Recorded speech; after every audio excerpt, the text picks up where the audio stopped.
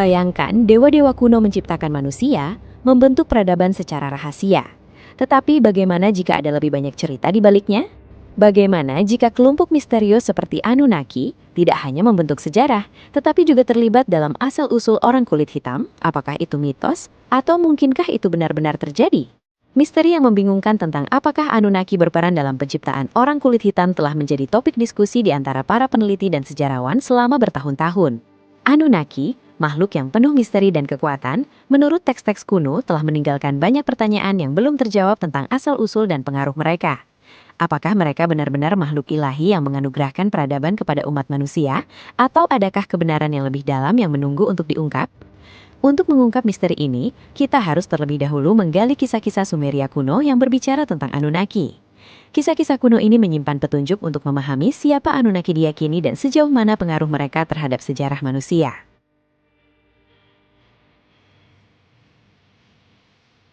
Dalam kisah-kisah mitologi Sumeria kuno, terdapat cerita tentang makhluk yang disebut Anunnaki. Mereka bukanlah makhluk biasa, melainkan makhluk yang sangat maju yang tiba di bumi lebih dari 400.000 tahun yang lalu. Menurut cerita-cerita tersebut, Anunnaki ini berasal dari planet yang jauh dan keras bernama Nibiru, yang menempuh jalur melingkar panjang mengelilingi matahari kita, tidak seperti planet-planet di tata surya kita. Ketika Anunnaki pertama kali tiba di sini, bumi adalah tempat yang liar, penuh dengan makhluk seperti harimau bertaring tajam dan mamut berbulu. Makhluk-makhluk ini dipandang sebagai dewa, dan mereka memutuskan untuk membangun kota pertama mereka di Mesopotamia kuno. Kota yang mereka bangun disebut Eridu, dan kota itu tidak seperti kota manapun yang pernah dilihat sebelumnya. Kota itu memiliki taman-taman yang indah dengan banyak pohon buah-buahan, hampir seperti surga dari suatu tempat lain di alam semesta. Tetapi Anunnaki tidak hanya datang untuk membangun kota dan bersantai. Menurut tulisan-tulisan kuno, mereka datang ke sini karena membutuhkan sesuatu. Mereka telah menghabiskan semua sumber daya di planet asal mereka, Nibiru, dan sangat ingin menemukan lebih banyak lagi. Bumi kaya akan material berharga, dan Anunnaki memutuskan untuk menambangnya semaksimal mungkin. Namun, mereka tidak melakukan pekerjaan berat itu sendiri. Mereka memaksa ras makhluk lain yang disebut Igigi untuk melakukannya bagi mereka. Igigi tidak suka dipaksa bekerja seperti budak, jadi mereka memutuskan untuk memberontak. Inilah awal dari Perang Bumi, seperti yang diceritakan dalam kisah-kisah kuno. Anunnaki lebih kuat, jadi mereka menang pada akhirnya. Tetapi mereka perlu menemukan cara baru untuk melakukan penambangan tanpa ada yang melawan. Mereka memutuskan untuk menciptakan jenis makhluk baru, ras baru yang dapat melakukan semua pekerjaan tanpa keluhan. Begitulah cara mereka menciptakan manusia pertama. Ini adalah kisah yang aneh dan gelap dan membuat kita bertanya-tanya apakah itu benar. Apakah benar-benar ada makhluk-makhluk kuat dari dunia lain yang menciptakan manusia pertama untuk melakukan pekerjaan berat bagi mereka? Kita mungkin tidak akan pernah tahu pasti, tetapi kisah ini tetap membuat kita bertanya-tanya. Nah, disinilah cerita ini mengambil giliran yang benar-benar mencengangkan. Bahkan setelah mengalahkan pemberontakan Igigi, Anunnaki masih membutuhkan tenaga kerja bawahan baru, yang cukup cerdas untuk menerima perintah dan melakukan tugas, tetapi tidak terlalu cerdas sehingga akan memberontak lagi terhadap penciptanya. Solusinya, merekayasa genetika ras makhluk baru, dengan mencampur DNA mereka sendiri dengan DNA kehidupan asli yang sudah ada di bumi. Upaya pertama untuk menciptakan pekerja primitif baru ini menghasilkan spesies raksasa yang kurang cerdas yang disebut Nephilim. Tetapi Anunnaki gigih dan akhirnya berhasil mengembangkan manusia modern biologis pertama, makhluk yang mereka sebut Adamu. Dikatakan bahwa Adamu memiliki perawakan yang jauh lebih kecil daripada penguasa Anunnaki mereka, lebih kuat dan lebih cerdas daripada raksasa Nephilim, tetapi masih beroperasi pada tingkat kecerdasan yang lebih rendah. Pelayan yang sempurna untuk menambang emas dan sumber daya berharga lainnya untuk tuan baru mereka di bumi. Seiring waktu, Adamu mulai mengembangkan keterampilan yang lebih maju, seperti bahasa dan pertanian dasar di bawah bimbingan Anunnaki. Dan dengan populasi yang terkontrol dengan cermat, semuanya berjalan dengan baik. Itu terjadi sampai manusia mulai mengabaikan perintah dan berkembang biak dengan cepat melampaui batasan yang diinginkan Anunnaki. Karena ciptaan mereka menjadi tak terkendali, kisah-kisah legendaris mengatakan bahwa Anunnaki mengutuk manusia Adamu untuk diasingkan dari pemukiman Eridu. Anda lihat, catatan Sumeria kuno menggambarkan bagaimana setiap sekitar 3.600 tahun, Orbit memanjang planet Nibiru akan membawanya kembali melewati wilayah tata surya kita.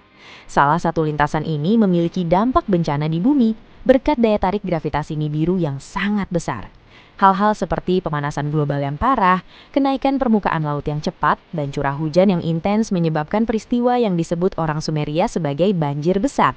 Sebuah banjir besar yang menenggelamkan kota-kota makmur Anunnaki seperti Eridu di bawah air yang meluap. Bayangkan saja markas mereka, surga utopia mereka ditelan oleh arus yang mengamuk. Namun, sebagai dalang yang cerdik, Anunnaki meramalkan malapetaka yang akan datang ini dan mempersiapkannya. Mereka membangun bahtera dan kapal raksasa yang cukup kuat untuk bertahan dari banjir di seluruh dunia. Dan bahkan manusia Adamu terpilih diizinkan naik untuk membantu melestarikan ras mereka juga. Saat air bah akhirnya surut, Anunnaki perlahan-lahan membangun kembali kehadiran mereka di seluruh bumi. Tetapi ibu kota mereka yang dulunya megah, Eridu, sayangnya hancur total, menjadi reruntuhan berlumpur yang tidak layak huni akibat bencana apokaliptik tersebut. Pada titik inilah Anunnaki membuat keputusan penting untuk meninggalkan koloni bumi mereka untuk sementara waktu. Meninggalkan manusia Adamu yang selamat untuk mengurus diri mereka sendiri, Anunnaki kembali ke Nibiru. Tetapi tidak sebelum mewariskan banyak pengetahuan peradaban mereka yang luas dan menetapkan sistem kepemimpinan hierarkis untuk diikuti umat manusia. Dahulu kala, orang-orang diberi rahasia membangun kuil dan struktur besar seperti zigurat. Kuil-kuil ini dibangun sedemikian rupa sehingga sudut-sudutnya mengarah ke tempat-tempat penting di langit. Legenda mengatakan bahwa ini adalah tempat-tempat di mana makhluk dari dunia lain yang disebut Anunnaki suatu hari akan kembali. Kita mempelajari pertanian, matematika, astronomi, bahasa tulis, dan banyak lagi. Semuanya sebagai persiapan untuk akhirnya bergabung kembali dengan pencipta dan guru kosmik kita, Anunnaki. Jadi dalam arti tertentu, bangsa Sumeria kuno mengklaim bahwa semua kemajuan awal peradaban manusia yang paling mengesankan awalnya berasal dari ajaran dan bimbingan genetik para dewa luar angkasa yang kita sebut Anunnaki. Apakah Anunnaki menciptakan orang kulit hitam? Jadi semua ini membawa kita pada pertanyaan utama dan topik video hari ini. Apakah Anunnaki berperan dalam menciptakan orang kulit hitam? Mungkin yang paling menarik adalah gagasan bahwa berbagai ras dan kelompok etnis manusia modern mungkin merupakan hasil dari eksperimen genetik terpisah oleh penguasa Anunnaki. Cabang-cabang pohon keluarga manusia hampir seperti versi yang dikembangbiakan dan dibudidayakan secara individual. Dengan premis liar ini, beberapa penafsir teks kuno telah mengajukan hipotesis yang sangat berani bahwa orang kulit hitam mungkin merupakan versi Homo sapiens yang dikendalikan sebelumnya, khususnya direkayasa secara biologis oleh Anunnaki untuk berfungsi sebagai tenaga kerja yang ditingkatkan. Mereka menunjuk pada penggambaran dalam seni kuno tentang Anunnaki yang menjulang di atas sosok-sosok mirip manusia kulit hitam yang lebih kecil dan tampak patuh. Mungkinkah ini sebenarnya merupakan adegan literal dari penciptaan dan penggunaan ras kulit hitam sebagai pekerja oleh dewa-dewa arsitek alien kita? Lebih jauh lagi, beberapa peneliti mengutip bukti genetik yang diduga bahwa semua kelompok etnis non-Afrika modern secara teoretis dapat menelusuri nenek moyang mereka kembali ke peristiwa efek pendiri yang muncul dari populasi kecil hanya beberapa ribu individu sekitar 150.000 tahun yang lalu. Mungkin ini adalah kelompok manusia hasil rekayasa Anunnaki pertama yang berhasil, dengan orang Afrika berkulit hitam mewakili versi awal dan bahkan mungkin versi asli yang ditanamkan untuk mempertahankan tingkat kelahiran yang lebih tinggi dan ukuran populasi yang lebih besar, ideal untuk tujuan mereka sebagai tenaga kerja oleh Anunnaki. Ini tentu saja premis yang provokatif untuk dipertimbangkan. Kemudian ada mereka yang mencoba menghubungkan tengkorak berbentuk kerucut memanjang yang secara tradisional dikaitkan dengan penggambaran Anunnaki dengan praktik deformasi tengkorak buatan yang ditemukan dalam budaya Afrika kuno tertentu. Mungkinkah ini merupakan upaya manusia purba untuk secara harfiah meniru penampilan dewa pendiri yang mereka sembah? Sepanjang sejarah, ada teori menarik bahwa orang Afrika tidak diciptakan seperti ras lain, tetapi merupakan manusia pertama yang ada. Ini semua tentang DNA mitokondria yang menarik. Gagasan ini berputar di sekitar Hawa mitokondria yang mungkin merupakan nenek moyang bersama tertua dari setiap manusia di bumi saat ini. Coba bayangkan, Anunnaki konon memberi kita sistem angka, cara kita mengukur hal-hal seperti waktu dan jarak, bahkan sistem perbankan kita, bahkan matematika kita. Sungguh menakjubkan untuk dipikirkan. Dan DNA kita aneh dibandingkan dengan hewan lain, seperti simpanse. Mereka memiliki 24 pasang kromosom, tetapi kita hanya memiliki 23. Rasanya tidak masuk akal kan? Beberapa orang berpikir Anunnaki mengutak-atik DNA kita di masa lalu, mengubah kita dari primata menjadi manusia seperti sekarang. Agak menyeramkan untuk dipikirkan. Mereka mengatakan DNA kita jauh lebih panjang dari seharusnya, tetapi kita hanya menggunakan sebagian kecilnya. Sisanya hanya tergeletak begitu saja, tanpa melakukan apapun. Mereka menyebutnya DNA sampah, yang merupakan nama aneh untuk sesuatu yang ada di dalam diri kita semua. Tetapi kemudian muncul pertanyaan tentang siapa atau apa ayah yang membuat semua perubahan ini.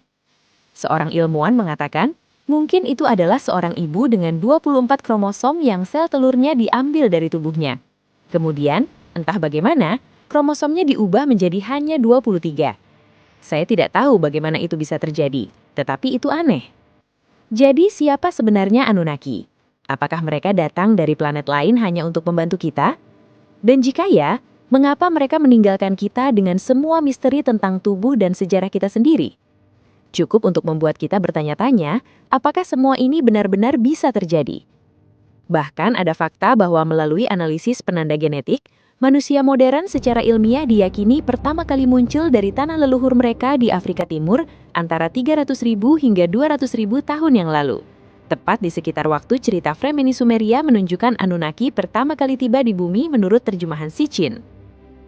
Kebetulan? Atau apakah Anunnaki yang berkelana hanya menempatkan eksperimen genetik mereka di dekat wilayah tempat umat manusia pertama kali mulai berevolusi? Tidak diragukan lagi bahwa mitos kuno dan bukti DNA terbaru telah membuka beberapa perspektif baru yang menarik tentang asal-usul manusia. Tetapi pada titik ini, kita sama sekali tidak memiliki bukti pasti apakah Anunnaki menciptakan ras tertentu, orang kulit hitam atau lainnya. Yang kita ketahui adalah bahwa cerita-cerita dari ribuan tahun yang lalu ini mengandung pengetahuan dan wawasan yang masih membingungkan kita hingga saat ini.